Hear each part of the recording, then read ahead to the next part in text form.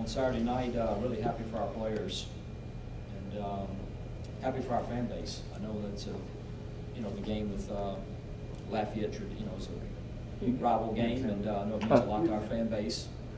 Anyway, I know it's an important game, so I'm happy for our players and our fan base, and more importantly for us, for me, is we're 1-0 in conference, and that's always important.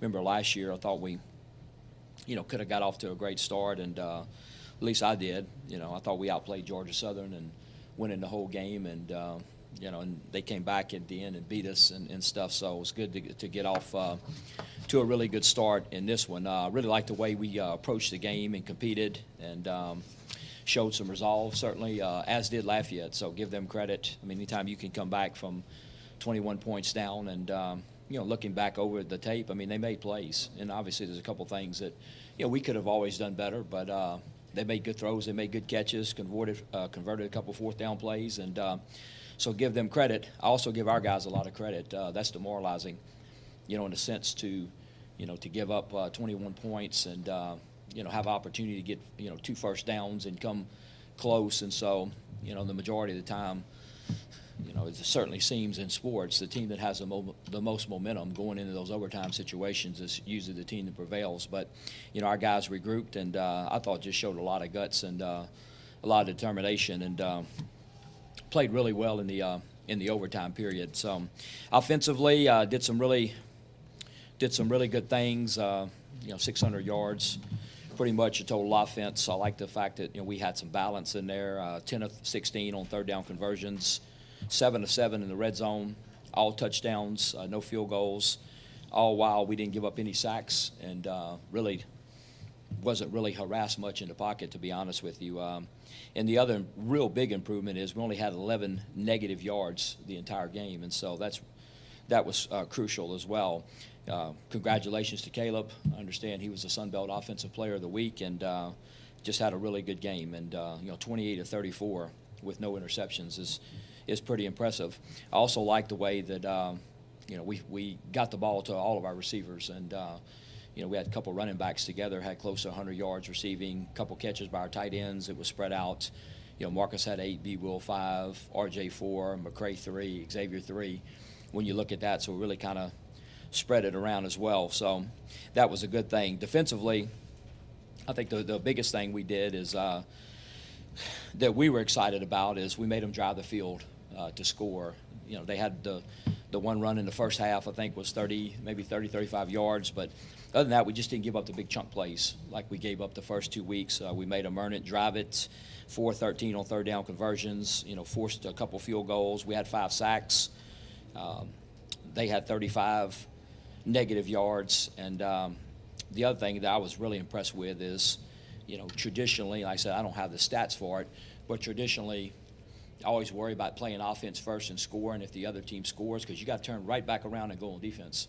And we did, and went back out, got a 3-and-out, forced the missed field goal. So all in all, defensively, could have did a few things better, but in hindsight, looking at the tape and going through it yesterday, if you'd have told me with 8 minutes left to play we'd only given up 21 points, I'd have took it, because Lafayette had scored more than everybody else at that particular point. But, it's a combination of things. We need to stop them, and then we need to get a first down, and stuff. So we could have got them off the field on both sides of the ball. But I certainly thought we did some good things defensively and played hard the whole game.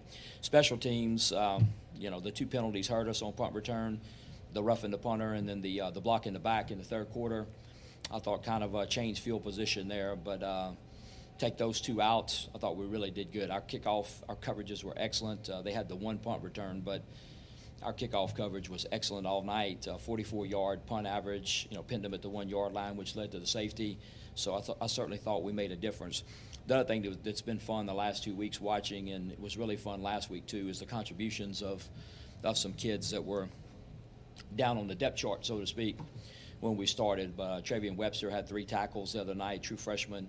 Jared Dahl the last 2 weeks has had big hits on kickoff teams and stuff, as has Samaj Franklin. And both Dahl and Franklin are walk-on kids that are making big contributions. So, again, it's a good win. It's a game as a coach you like, because you know, number one, you won the game. Number two, you know, your kids got challenged and showed some resolve. But number three, you know, we can't wait to get back in this afternoon because there's so many things you can correct. But it's certainly certainly a lot more fun to correct them when you win a game like that. So, Coastal Carolina, 1-2 on the year. Really, really impressive in the game when they beat UMass. I thought they were really impressive. Lost a close game to UAB, and then last week turned the ball over a bunch of times and got behind Western Illinois and never really came back. So when you look at them, good players and across the board. They got guys that look the part. They got good athletes. What they do on offense is going to challenge us, no question. You know, anytime you're going to play, you know, like a Georgia Southern, or they remind me of a Willie Fritz team now with the spread option and all the stuff they're doing, you know, in a week's preparation certainly puts you in a bind. They've played, you know, 2 quarterbacks consistently. They actually played a third one the other day in the game, so we're not really sure what direction they're going there. We do know that Abercrombie's a really good back. If you look at what he's done in his career, and they have 2 really good receivers that certainly scares. Defensively, long guys that can run, and certainly they've had their moments on defense as well. You know, we also realize too, and certainly going to point out to players, I guess this is their first Sun Belt game, official Sun Belt game, isn't it? So I'm sure that'll be motivation for them to come in here and get off to a good start. So, you know, the main thing with us is consistency and trying to build some consistency and try to continue to take the program forward. And consistency and preparation, you know, both from a mental and physical standpoint, consistency and effort, consistency and competitive spirit, those types of things, and you know, that we have to continue to get consistent with, and it starts really today, back in our preparation. But it's exciting to come back home. It's, you know, we're glad to be a part of the tribute to the 1987 team, and you know, winning championships is special, and you know, came close when I was at McNeese. We got beaten in the national finals, and going way back, dating myself a long time ago, we won a state championship when I was a young high school head coach, and it's fun. I mean, it's special. There's something about it. I was reading up in the summer on the team, and wow, you think about it. The last 3 playoff games we won by a combined 5 points, and so certainly some resolve and some close games there with that group as well. But it's fun to be a part of that, and we have our uniform up here. Our socks aren't in yet, so we got to put the socks on our uniform. We ordered the throwback, the Washington Redskin looking socks and stuff. So anyway, we got to dress our guy up as soon as our socks come in. But we're excited to have the opportunity and to pay tribute to the great accomplishments of the 1987 team. So real quickly too, 'cause I'm sure you'll ask. We are having some players that are injured, especially kind of depleting us in the defensive backfield when you look at it. But we lost Nick Ingram, you know, for the year. Really kind of a freak play. He's the one that roughed the punter, but he actually hurt his knee before he hit the punter, if y'all noticed. I mean, the injury happened before he ever hit the punter. I think that's why he just couldn't stop, and that's why he actually ran into the punter. But unfortunate, you know, Luke Kettrick, we lost Luke, and last week Colin Turner and stuff. So putting the pieces together and putting guys in, but we got some really good contributions for some guys. You think about it, you know, and it's always talk to the players. You got to keep working hard and doing the things you're doing. As of a couple weeks ago, I think, if I remember right, Roland Jenkins was 3rd on the depth chart at weak safety, and he started and played pretty much the whole game at free safety, and I think finished the game with 7 tackles and 6 assists.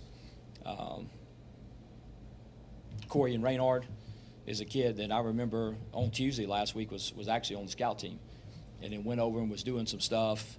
Nick comes out of the game. Wesley Thompson came out of the game real quick. We plugged him back in there. He had 7 solo tackles in the second half. So we have to continue to get production from those guys and move those guys around, and we'll certainly be challenged this week, because anytime you play, obviously you have to stop the dive, but becomes a perimeter game with these types of teams like the Georgia Southerns. Like I said, wherever Coach Fritz is, you know, those types of games where it becomes a perimeter game, you got to make tackles in space, and it'll certainly be a challenge for us this week. So. Hey, Coach, I don't think I heard. How long is Kettrick going to turn out for? Hetrick's out for the year. Turner, I don't want to really comment. He's out for for a period of time. But no, Hetrick is out for the year. He's having surgery. You mentioned consistency. When you look back at this game, though, how much of this is about growth and what you guys take away from this football team finally getting a win in a situation like that? I hope it's a lot about that, and that's the thing. I mean, you don't know, and the way our schedule is and the way we're doing things. I mean, I'm meeting with the players after lunch in a little while, so we haven't really sat down and talked about it. Talked about some things and kind of see how they react. Sunday's our day off. Some of them come in, some of them don't, to have treatment and stuff. I've been kind of in and out of the workouts this morning. Seemed like that's going pretty good, and and it's hopefully they'll listen and they'll get that. I mean, the bulk of my talk Friday night was basically telling them to, hey, relax, turn it loose. We'll sort it out later. And the analogy I used is whether we win or lose, you better be here 5 minutes early for your weight workout, or Coach Jacobs is going to have you up, down, and so it's going to be over either way. And next week is going to be, so hopefully they understand that, and we start understanding the importance of consistent preparation each and every week. And what it takes to each week to try to be successful. And I thought we got better at it last year, and hopefully we'll continue on that trend this year, because this is a tough league. I mean, every game's going to be competitive, and you better be playing good each and every week, as has been proven throughout the history of this league. The thing about it too is, when you do something like this, and it's big and it can have potential to swing some things, it also becomes about what the players choose to do with it. Is that something you're going to talk to them about? Oh, absolutely. I mean, that's all. That's 100% what it's about. And like I said, we've talked about it, and I think we'll handle it good. I really do, and that's what I expect and what I anticipate. But sure, we'll have a discussion about it today. But the other thing too is not just that and necessarily their mindset, but we got derailed a little bit earlier in the year. So this is going to be week 4. Could have been week 5, but really. And not to make excuses, but really in the realm of preparation, this has only been a couple weeks where we've had a normal week, so to speak, in terms of the Sunday, Monday, Tuesday, Wednesday, and how it goes and stuff. So although, if we wouldn't have missed a game, we'd be 5 games into it. This is only really a couple times that we've been in a normal week. So we still have there's still some work to do there. Hey, Coach, I know you're not big on personnel on Monday morning, obviously, but I got to ask, after 472 yards and 6 touchdowns, is Caleb going to be the guy that's Yeah, he is. I mean, he's earned that right, and he played a really good game, and certainly. I mean, we're moving forward with that. With that being said, Adam and I were talking after the game the other night. We have a lot of confidence in Garrett, and it's a good situation. I mean, we think we could go out there and win with either guy, but Caleb certainly played good, and I mean, he's going to be the guy going forward, but we're going to have Garrett ready to play, and we won't hesitate to do it because we've won with him before, and we know what he can do too, stuff. So, I thought that, we kind of went the way we thought it would go the other day. When you looked at it, what we thought Lafayette would do, we thought they would play a lot of man coverage. We thought they would have an extra guy down in the box, which they did, which makes it now when your quarterback can run too, it becomes even again. And so we thought Coach Kubik did a nice job. Our offensive guys did, and so we decided to start Caleb and go with Caleb or whatever, because really more because of his running ability, and we felt like we could get in that, he becomes the extra guy to account for their guy, and it helped us the other night. Caleb and Garrett both have a unique running ability. Well, what are some of the stark differences you see between both their running abilities? I think that, of course, Caleb is taller and more of a long strider when you look at it. I mean, he gets in the open field, and Garrett is really decisive, quick.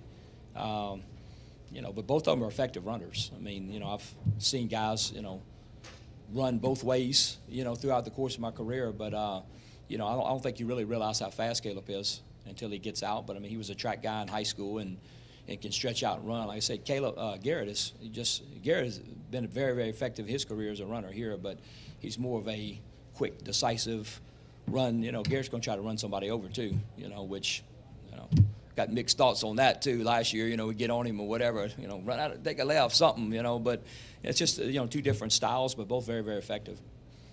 I think too. And granted, the fronts were a little bit different, but ULL was basically doing the same thing to you that Southern Miss was as far as dropping guys down the box and saying you're either going to hit us with a big pass or you might have to run the quarterback. So, Yeah. when you struggle with that at times against Southern Miss, how good was it to see you guys, have this again and take advantage of that? It was obviously really good to see that. Southern Miss played more zone, really, than what ULL played and stuff. So Southern Miss crowded, but they crowded with the extra guy and the apex guy in the box and dropping the guy weak or whatever.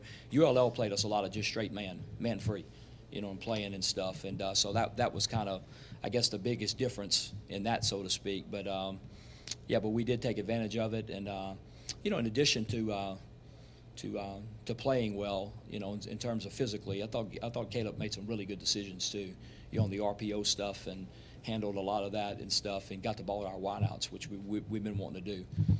Did some the first 2 weeks, but did a better job of getting it to Marcus Greens and McCray and getting those guys in space. And for us, the RPO stuff, but that's just an extension of the run game, because a run play was called, and then you flip it out there and stuff. So that's but we're going to have to continue to do that, get the ball out there to those guys too. Hey, Coach, what were you kind of saying to yourself when you saw your team give up like 200-something yards in the rush in the second half and 21 unanswered to ULL, and eventually came back and tied the game? Well, what I was saying to myself is we need to get a first down, and that was the main thing that we needed to do, because lots of times they went on a long drive, okay, and we were already short a few guys defensively, and then when you only run 3 plays and give them the ball right back and put your defense right back out there, and now they have another long drive, then you only run 3 plays, give them the ball back. Sooner or later, it's just so. We really, I said, not to make any excuses for our defense, but we need to get a first down and run the clock out. And we were a half a yard and then a fourth of a yard short on 2 different occasions. But either time, if we get a first down, we could run the clock out on either occasion. Even the first time that we were close to getting it, I thought if we could have got that first down, we probably can run the rest of the clock out, and it just didn't happen. But that's what we needed to do at that time, is get a first down, get our defense off the field, and but unfortunately we didn't get it done. It's frustrating having the same mistakes that gets happen over and over again in the rush defense, week 1 versus Memphis, week 3 versus Southern Miss, and last week. No, I actually liked what we did again in run defense. They had 200 yards rushing, but they've got a lot of rushing yards against A&M, against Tulsa, against everybody else. That's what they do, and we knew that.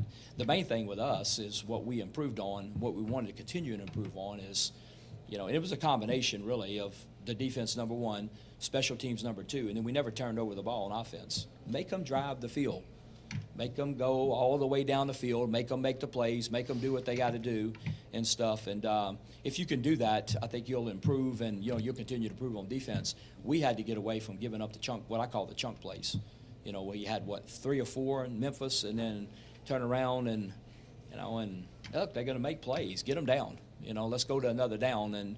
But we didn't do a real good job of that in the first 2 weeks. But at least, like I said, at least we made them drive the football down the field. Y'all drive it and move it and don't make any mistakes and do all that, because a lot of times if you can do that, you can really help yourself, because 12, 13, 14 play drives aren't that easy.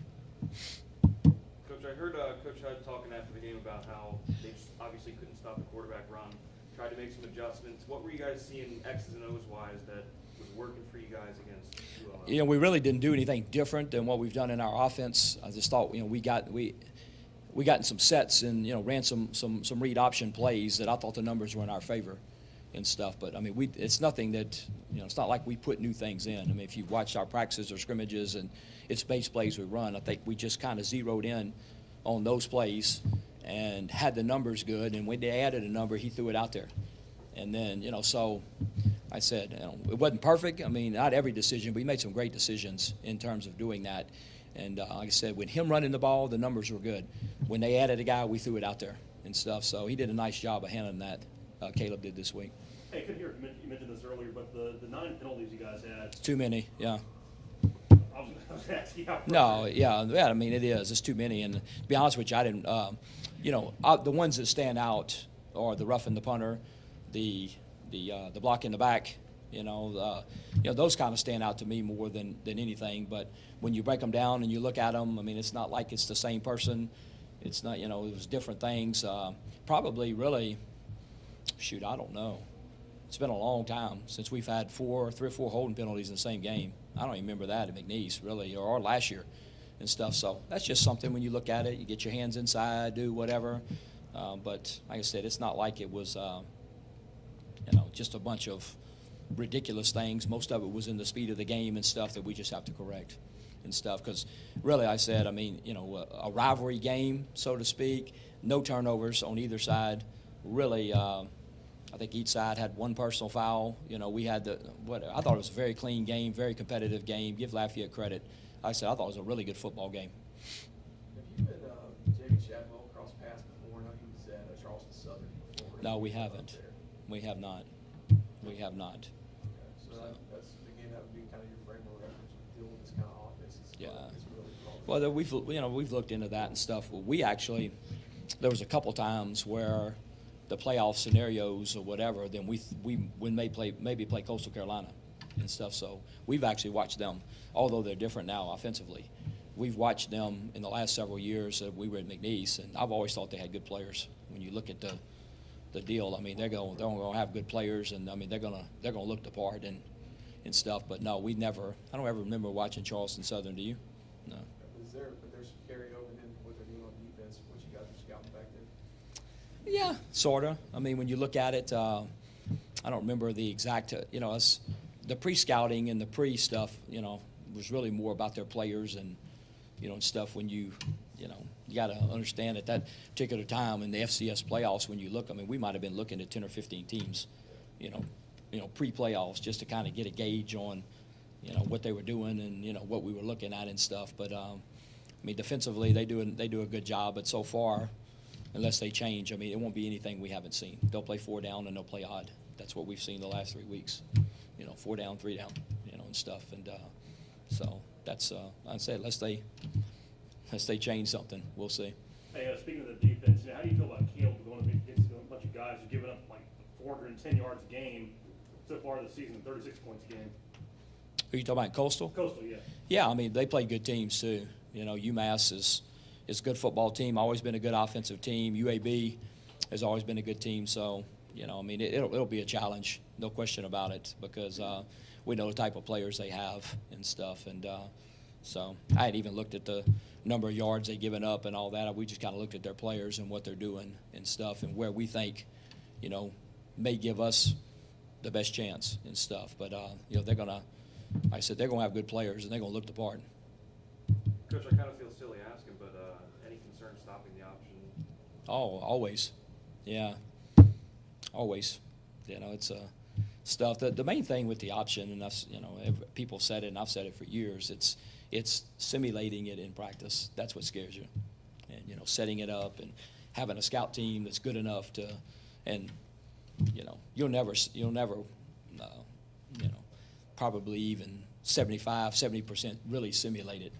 But getting enough, and, you always notice, too, when you play option teams, lots of times people get gashed early in the game, and then they kind of settle into it a little bit, and because it's just different, and, I tell Nick he's got to tackle the dive, and you put a scout team in there, and they're running the dive. Well, that scout team guy's not running near as fast and near as tight as that guy is. And, when I tell you to squeeze and tackle it, well, you better squeeze, and it's those types of things. I think, getting and, anytime you play assignment football, guys have to make one-on-one tackles in space. You have a guy for the dive, you have a guy for the quarterback, you have a guy for the pitch, and yeah, so that always scares you. Coach, have you, talked to your defense about, facing their quarterbacks? I think the past couple of games, they're only 3 picks, past couple of games. Have you talked to defense against put them on alert for what this team likes to do? Yeah, I think that, they'll see that on tape, obviously, but a lot of that had to do it too. They got behind, and so they got away from the option and got away from all that, and they became a spread option team to a spread throwing team because they got behind. Really, the first 2 weeks, when you look at it against UMass and UAB, they were effective. They were very, very effective in doing what they're doing. But last week I don't put a lot of credence into that because they got behind, and when you have a running team and you get behind, and now you become just a straight. Like I said, they became from a spread option team to a spread passing team. once they got a couple touchdowns behind, and it seemed to snowball for them after that. Appreciate it, guys. Thank you.